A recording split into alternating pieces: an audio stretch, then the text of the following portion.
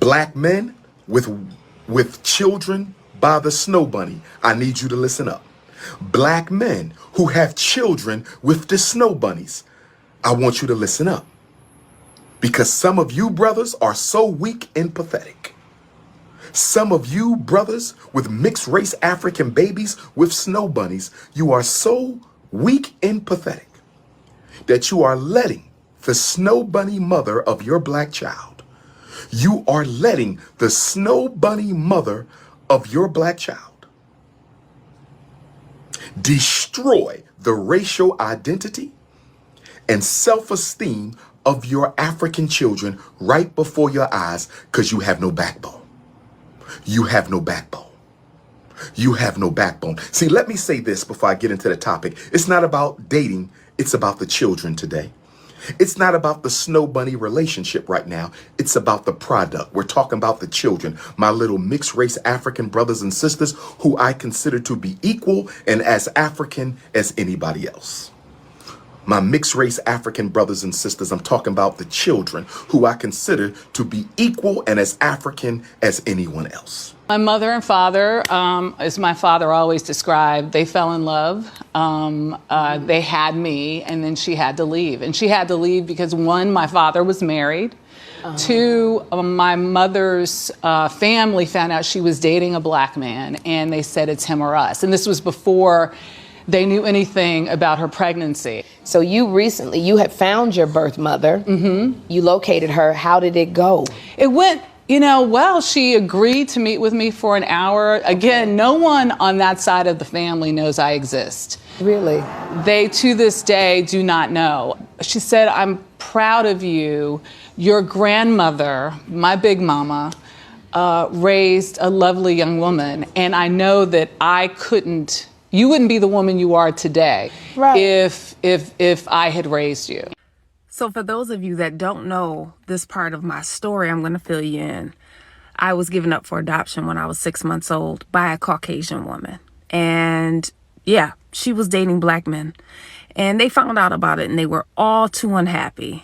When I was adopted, I was given this whole story about how my mother struggled with, and this is my biological mother, struggled with giving me up for adoption and really, just contemplated keeping me. And my entire life, I held on to that story.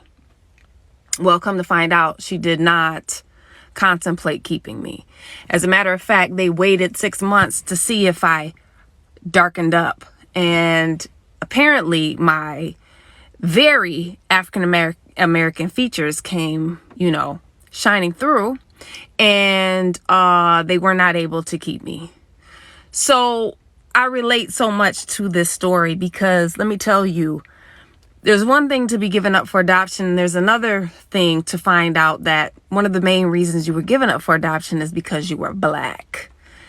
A year and I believe a day or so after I was born, she gave birth to another child, which was a boy.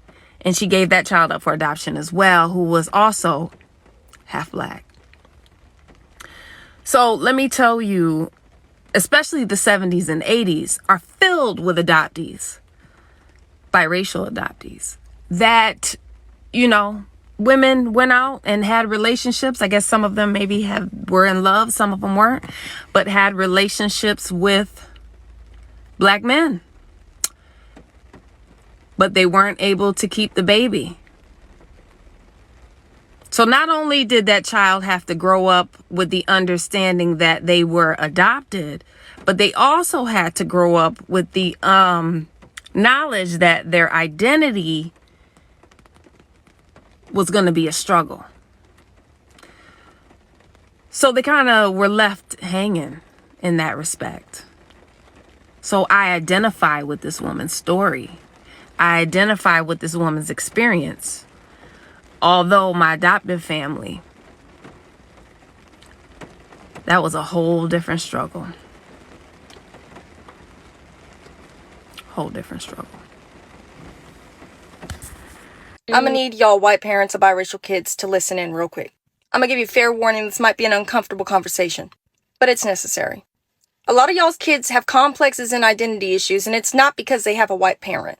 It's because a lot of y'all chose to have biracial kids before you unpacked your internalized racism and anti-blackness.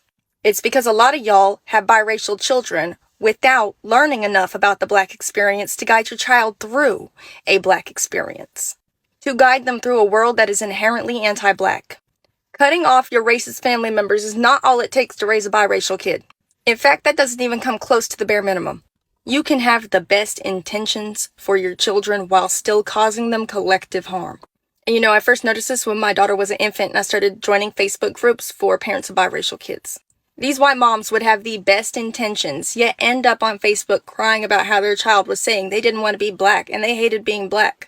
And because these parents did not take the time to educate themselves whatsoever on systemic racism and anti-blackness on a level that they would be able to appropriately raise a biracial child, they were on the internet crying for help instead of helping their kid. You cannot shield your child from experiencing anti-blackness in the world, but you can equip them to deal with it. I get told pretty frequently that my daughter will be mistaken for a black mom biracial. Now I'm going to explain to you why. First and foremost, she is not raised in an anti-black environment. A lot of black men, white women relationships are inherently anti-black due to the fact that the relationship is based on fetishization and the hatred of black women instead of mutual love. The way that I look at it, the world is constantly going to be hurling anti-blackness at my child. And instead of acting like it does not exist, I have been equipping my child since birth to be able to handle said anti-blackness through radical self-love and positive identity. My child has at a young age told me that she wanted to be white to match her family. Right then and there, we had a very long conversation about anti-blackness and racism at 4 years old, and how her blackness was the most beautiful part of her. She made a comment one time about her baby doll, her black baby with coily hair, being ugly. Again, we had a long discussion about colorism, texturism, and racism. After that day, that baby did not leave her hip. You cannot just be not teaching your kid to be anti-black. You have to be preparing them for an anti-black world. You have to ensure that you are not feeding your child a complex towards other black people, that you're showing them how to cherish and uplift their community. See, biracial kids with white parents can be raised to be pro-black, but many aren't. And that is because their environment and their role models are not pro-black. If you don't want your child to have identity issues, it starts with you. It is wholeheartedly possible for you to educate yourself. A lot of y'all simply choose not to. Do better. I don't know what mixed baby needs to hear this, but it's okay if you drop your white mom. It is. There are so many white mothers who sit there and they have mixed babies and then they literally destroy us. My mom, ever since I was little, has been calling black women disgusting and loud and dirty and arrogant and ghetto. And for some reason, she fails to realize that I am the same woman that she is talking about. She fails to realize that there's no difference between us. The only difference is the slightly lighter complexion. That's it. Y'all sit here as white women and you have black and brown and Asian children, and then you literally talk about us like we can't hear you.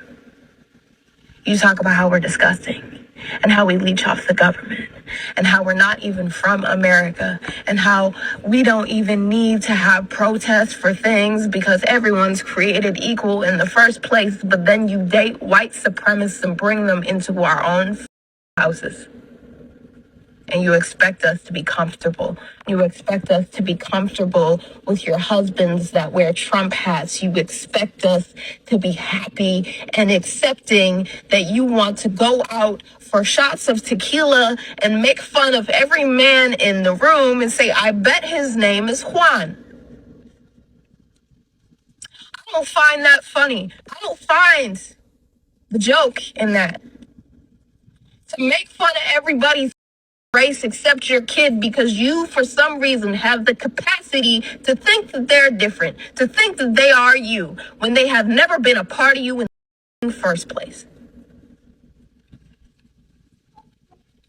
I don't get it.